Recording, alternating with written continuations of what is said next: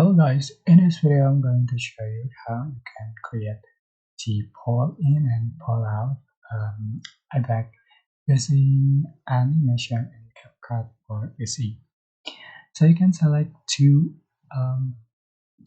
photos or two images, but here I'm just going to add the same image, the same images here. So for the first clip, you are just going to select animation and select out animation. So you can find pull out here. Just click on it to add, and you can adjust for the animation duration. So full duration, which is I set that the image duration is 2 seconds.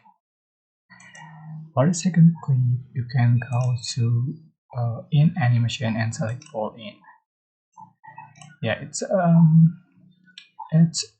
a pro effect. You have to join Profs to be able to use this effect.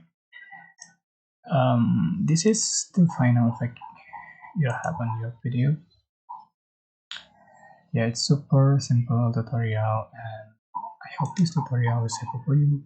Don't forget to like, comment, share, and also subscribe. If you have any question, please type in the comment section below. Thank you so much for watching.